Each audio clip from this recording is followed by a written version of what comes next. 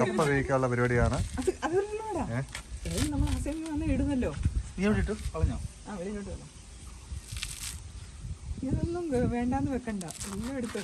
എങ്ങനെ നമുക്ക് വാക്കത്തി ഇല്ലാതെ തേങ്ങ പൊട്ടിക്കാം, അതാണ് നമ്മളിവിടെ കാണുന്നത്. ഇപ്പൊ പൊട്ടുന്നതാണ്. ഇപ്പൊ പൊട്ടിക്കും. ആ പൊട്ടീര്, ഇപ്പൊ ഞാൻ പൊട്ടിക്കും. ആ പൊട്ടീര് ജഗതി ഇന്നസെന്റ് കൂടെ പറയുന്ന ഒരു ഡയലോഗാണ്. പൊട്ടിയില്ല. ആ പൊട്ടി, വെള്ളം കളയല്ലേ. അങ്ങനെ തേങ്ങ പൊട്ടിച്ചിരിക്കുകയാണ് ഗൈസ്. അപ്പോൾ നമ്മൾ കപ്പ വേവിക്കാനുള്ള തേങ്ങ പൊട്ടിച്ചിട്ടുണ്ട്. ഇനി ഇതിനെ ചിരകി എടുക്കണം. അടുത്ത നമ്മുടെ പരിപാടി തേങ്ങ ചിരകലാണ്.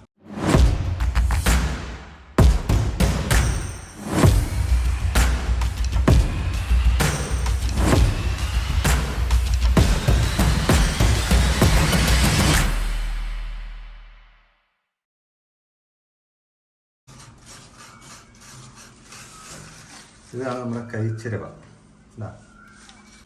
ഞാൻ ആദ്യമായിട്ടാണ് കൈച്ചിരവ.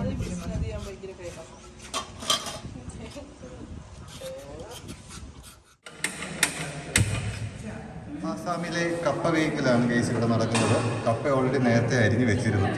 അപ്പോൾ നമുക്ക് കപ്പ വേവിക്കുന്ന പരിപാടി സ്റ്റാർട്ട് ചെയ്തിട്ടുണ്ട്. Pork roast.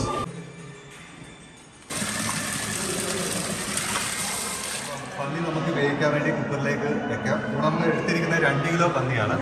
ഇത് ആസാമിലെയാണ്. എങ്ങനെയുണ്ടെന്ന് നമുക്ക് കഴിച്ച് നോക്കിയിട്ട് പറയാം. അപ്പോൾ ഫസ്റ്റ് നമുക്കിത് വേവിച്ചെടുക്കാം. ഇത് കഴുകി വൃത്തിയാക്കി വെച്ച പന്നിയിലേക്ക് നമ്മൾ ആവശ്യത്തിനുള്ള മഞ്ഞൾ, ഉപ്പ് എന്നിവ ചേർത്ത് നമുക്ക് വേവിച്ചെടുക്കാം.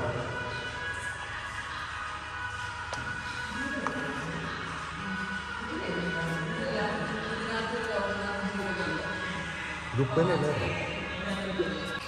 അപ്പം മഞ്ഞളും ഉപ്പ് ഇട്ട് നല്ല രീതിയിലൊന്ന് ഇതെല്ലാം പിടിപ്പിച്ചിട്ടുണ്ട്.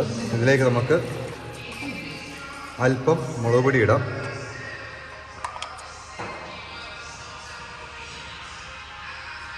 കൂടാതെ അതിലേക്ക് നമ്മൾ കുറച്ച് ഗരം മസാലയും കൂടെ നമ്മൾ ചേർക്കുകയാണ്.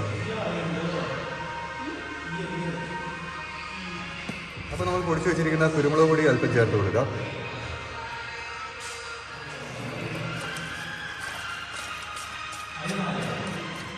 നമ്മളിതിൽ വെള്ളമൊന്നും ചേർത്തിട്ടില്ല. നമുക്കിതിനെ ഒന്ന് വേവിക്കാൻ വയ്ക്കാം. നമ്മുടെ പോർക്ക് കുക്കറിൽ വെച്ചിട്ട് നമ്മളൊന്ന് വേവിക്കാൻ വയ്ക്കുകയാണ്.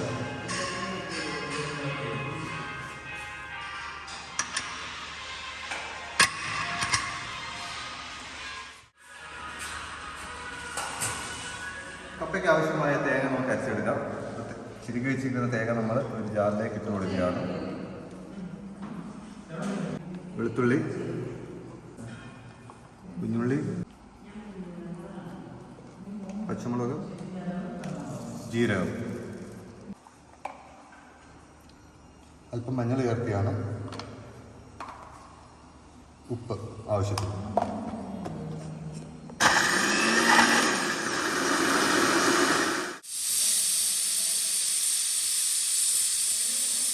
ഇവിടെ വെന്ത് വന്നിട്ടുണ്ട്. ഇനി നമുക്കത് ഊറ്റി എടുക്കാം.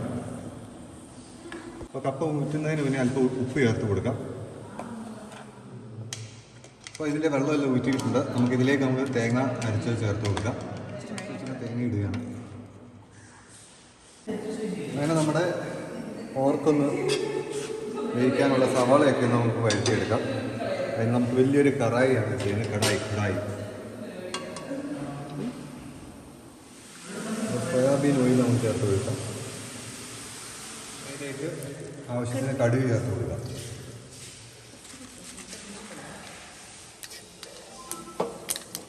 അതിലേക്ക് അരിഞ്ഞു വെച്ചിരിക്കുന്ന ഇഞ്ചി ചേർത്ത് കൊടുക്കാം. വെളുത്തുള്ളി,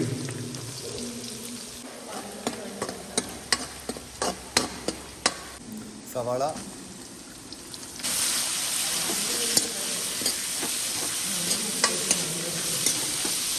അപ്പോൾ നമുക്കിതിനകത്ത് ആവശ്യത്തിനുള്ള ഉരുളക്കിഴങ്ങ് ചെറിയ കഷ്ണങ്ങളാക്കി ചേർത്ത് കൊടുക്കാം. അല്പം കുഞ്ഞുള്ളിയൂടെ ചേർത്ത് കൊടുക്കാം. എരിവിന് ആവശ്യമായി നമുക്ക് പച്ചമുളക് ചേർത്തിട്ടുണ്ട്.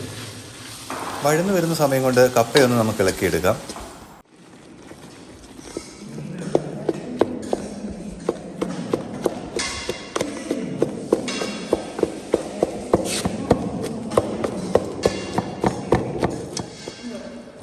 കറിവേപ്പില ചേർത്ത് കൊടുക്കാം.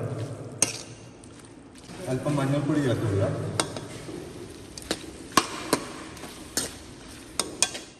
മല്ലിപ്പൊടി ചേർത്ത് കൊടുക്കാം. മുളക് പൊടി ചേർത്ത് കൊടുക്കാം.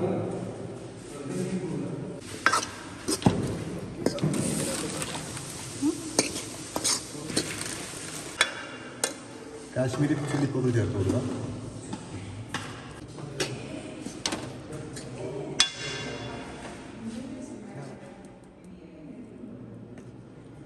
ഗരം മസാല ചേർത്ത് കൊടുക്കാം.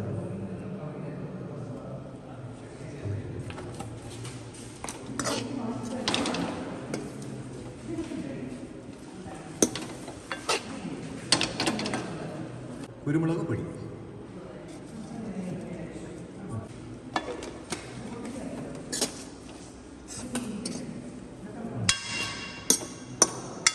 അപ്പോൾ നമ്മുടെ മസാലയ്ക്കകത്ത് ആവശ്യത്തിനുള്ള തക്കാളി കഴിഞ്ഞ് വെച്ചിട്ടുണ്ട്. ചൂപ്പ് ചെയ്ത തക്കാളി ചേർത്ത് കൊടുക്കാം.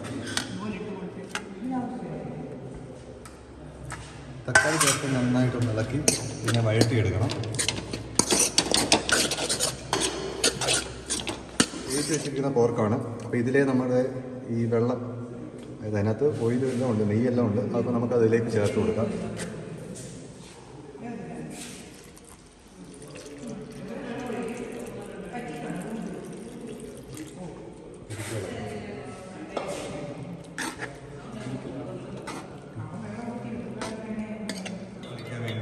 പാത്രത്തിൽ വെളിച്ചെണ്ണ ഒഴിച്ച് കൊടുത്തിട്ടുണ്ട്.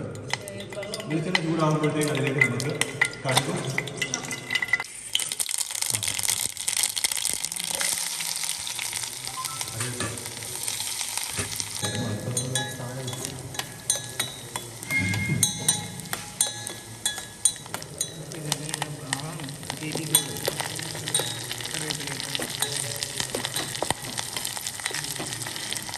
ഞങ്ങൾക്ക് കുറച്ച് ഇതിനകത്ത് കിട്ടുന്നതായിരുന്നു ഗ്യാസ്. അത് അതിന് ശേഷമുള്ള ഫില്ല് ചെയ്താൽ മതിയായിരുന്നു. ഇനിയിപ്പോൾ പച്ചവെള്ളം കയറ്റണം, ഗ്യാസും കയറ്റിയിട്ടാണ് ഇത് നടക്കാൻ. ഗ്യാസ് തീർന്നപ്പോഴത്തേക്ക് ഞങ്ങളുടെ റിസ്ക് ഇതാണ് ബൈ. കാരണം ഇതിനകത്ത് വെള്ളവും ഗ്യാസും വേവിച്ച് വെച്ചിരിക്കുന്ന പോർക്ക് നമുക്ക് ചേർത്ത് കൊടുക്കാം. പോർക്ക് ചേർത്തതിന് ശേഷം നന്നായിട്ടൊന്ന് ഇളക്കി കൊടുക്കാം. ഇനി ഇതിനകത്ത് കിടന്ന് ഒന്ന് തിളച്ച് വരുമ്പോഴത്തേക്കും നമ്മുടെ പോർക്ക് റോസ്റ്റ്